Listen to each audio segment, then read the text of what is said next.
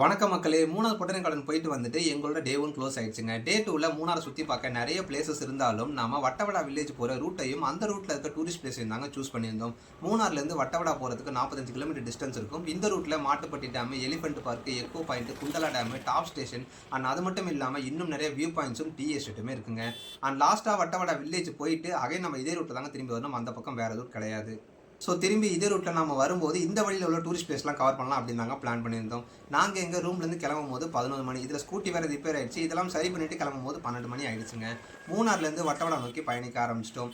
ரூட்டும் நல்லா இருந்துச்சு, கிளைமேட்டும் நல்லா இருக்கு அப்படின்னு பார்த்தா, கொஞ்ச தூரத்திலேயே மழை பெய்ய ஆரம்பிச்சிருச்சுங்க. சரின்னு மழை கோட்டு போட்டுட்டு டிராவல் பண்ண ஸ்டார்ட் பண்ணிட்டா, இங்க பாருங்களேன் சரியான டிராஃபிக்ங்க. ஆஃப் சீசனு மழை வேற பெய்யுது. கூட்டம் அவ்வளவா இருக்காது அப்படின்னு நெனச்சா, இங்க பாருங்க எவ்ளோ டிராஃபிக், எவ்ளோ கூட்டம்னு. இப்பதாங்க தெரியுது இங்க எப்பவுமே சீசன் தான் அப்படின்னு. நாங்க பார்த்தீங்கன்னா, வீக்கெண்ட் தாங்க போயிருந்தோம். மழை, டிராஃபிக்கு, டைம் வேற ஆயிடுச்சு. அதனால வட்டவடா வரைக்கும் போகாம, டாப் ஸ்டேஷன் வரைக்கும் போகலாம் அப்படின்னு டிசைட் பண்ணிட்டோங்க. நம்ம திருப்பூர்லேருந்து மூணார் வந்துட்டு, இப்போ மூணார்லேருந்து அகைன் திரும்பி நம்ம தமிழ்நாட்டுக்கு போய் தாங்க டாப் ஸ்டேஷன் போய் பார்க்க முடியும்.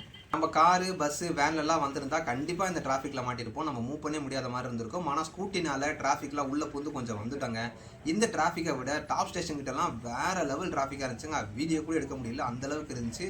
இதெல்லாம் கடந்து டாப் ஸ்டேஷன் போய் அங்க என்ன பார்த்தோம் அப்படிங்கிறத அடுத்த வீடியோல பார்க்கலாம்.